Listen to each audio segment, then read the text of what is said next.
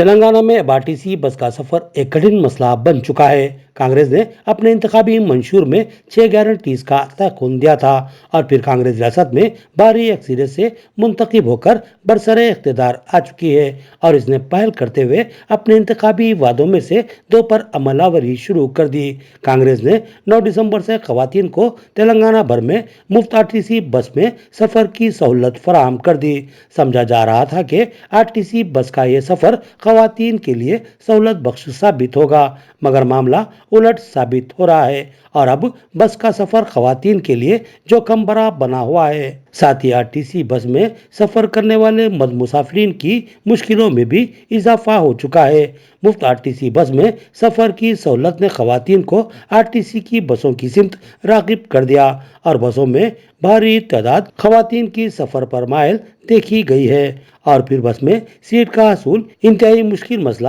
بن چکا ہے اور سیٹ کے حصول کے لیے خواتین میں جھگڑے اب معمول بنتے جا رہے ہیں۔ بس میں سیٹ کے حصول کے لیے خواتین آپس میں دھکم پیل کر رہی ہیں اور ایک دوسرے پر حملے کر رہی ہیں اور ایک دوسرے کے بال نوچتی نظر آ رہی ہیں۔ غرض یہ کہ RTC بس اب بس نہیں بلکہ میدان جنگ بن چکی ہے اور ساتھ ہی مرد مسافرین کے لیے بھی سیٹوں کا حصول مشکل بنا ہوا ہے۔ بے شمار مرد اپنی مصروفیات اور ضروریات اور ڈیوٹی کی غرض سے RTC بس کے سفر سے استفادہ کرتے ہیں، لیکن خواتین کی بسوں میں بھاری بھیڑ مرد مسافرین کے لیے تکلیف دہ ثابت ہو رہی ہے۔ اس سے مردوں کے کاروبار متاثر ہو رہے ہیں اور ساتھ ہی ان کو ڈیوٹیوں پر جانے میں تاخیر ہو رہی ہے، جبکہ خواتین کی بڑی اکثریت صرف مفت سفر کی سہولت سے استفادہ کرنے اور شوقیہ اپنے عزیز و اقارب سے ملنے کے لیے ہی سفر کر رہی ہے، جس کی وجہ سے بسوں میں میدان کارزار کا منظر صاف نظر آ رہا ہے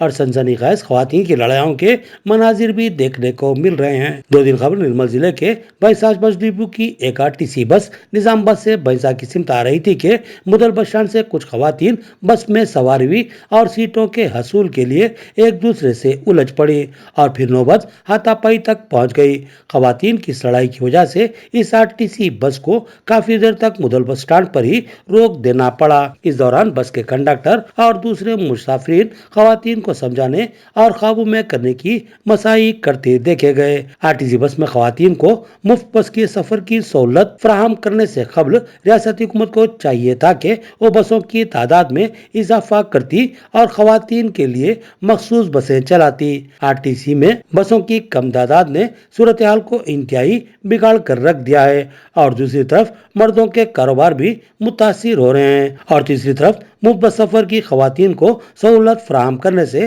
بے شمار آٹو ڈرائیورز بے روزگار ہو چکے ہیں۔ بالخصوص موضوع جات سے شہری علاقوں میں آنے کے لیے خواتین آٹوز پر انحصار کرتی تھیں، لیکن اب وہ مفت سفر کے لیے طویل وقت تک RTC بس کا انتظار کرتی نظر آ رہی ہیں، مگر آٹو میں بیٹھنے کو قطعی تیار نہیں ہے۔ اس طرح شہری علاقوں بالخصوص حیدرآباد اور ورنگل جیسے شہروں میں بھی آٹو ڈرائیورز بالکل ہی بے روزگار ہو چکے ہیں۔ ضرورت ہے کہ ریاستی حکومت اس سنگین و حساس صورتحال کا جائزہ لے اور ٹھوس اقدامات کرے تاکہ عوام کو مکمل راحت مل سکے۔ بھینسا سے افروز خان آفتاب کی رپورٹ۔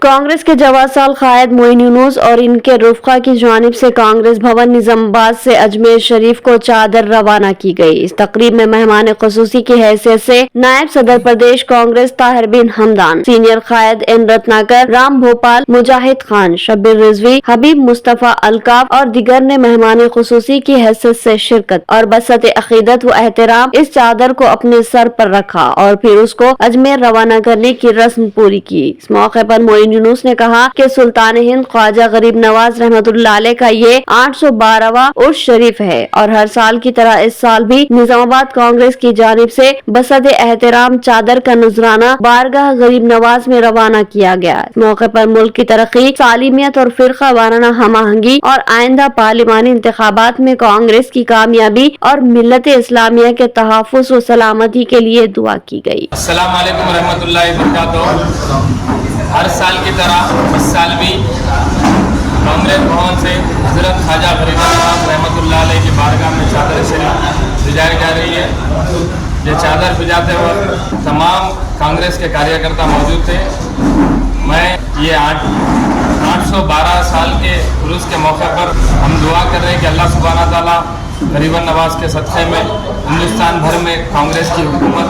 दोबारा आए और अमन और शांति का पैगाम रहे। अस्सलाम वालेकुम रहमतुल्लाह।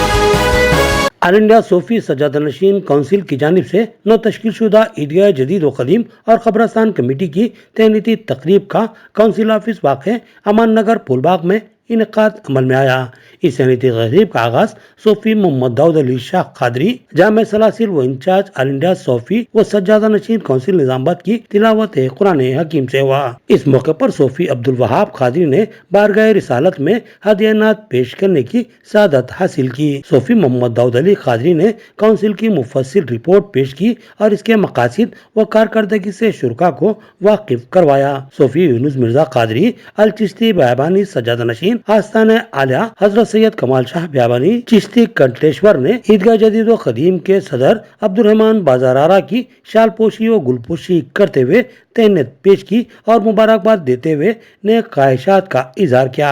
इसी तरह सैयद शाह मजर आलम हुसैनी कादरी अल चिश्ती सज्जादा नशीन व मुतवल्ली आस्ताना हजरत सैयद शाह अमानुल्लाह हुसैनी बाबन साहब की पहाड़ी अहमद अब्दुल वलीउल्लाह सिद्दीकी कादरी सदर मिनाजुल कुरान इंटरनेशनल व रुकन काउंसिल मोहम्मद अब्दुल वहाब कादरी रुकन काउंसिल और मोहम्मद अब्दुल अजीज ने अल तरतीब अब्दुल रफीक मालिक किंग पैलेस वसीम अहमद खान इनायत अली अफरोज डॉक्टर अमानुल्लाह खान और दिगर ज़मीरान ईदगाह खबरस्तान कमेटी को तहनीत पेश की और फराइज की अदायगी के लिए नए ख्वाहिशात का इजहार किया और अपने मुकम्मिल ताउन का भी तयक्कुन दिया। सूफी मोहम्मद दाऊद अली शाह कादरी ने काउंसिल के जिम्मेदारान की भी गुलपोशी की और इनकी खिदमत का एतराफ किया। आखिर में अहमद वलीउल्लाह सिद्दीकी ने दुआ की, जिसके बाद सैयद शाह मजर आलम हुसैनी के शुक्रिया के साथ इस तकरीब का इख्तिताम अमल में आया।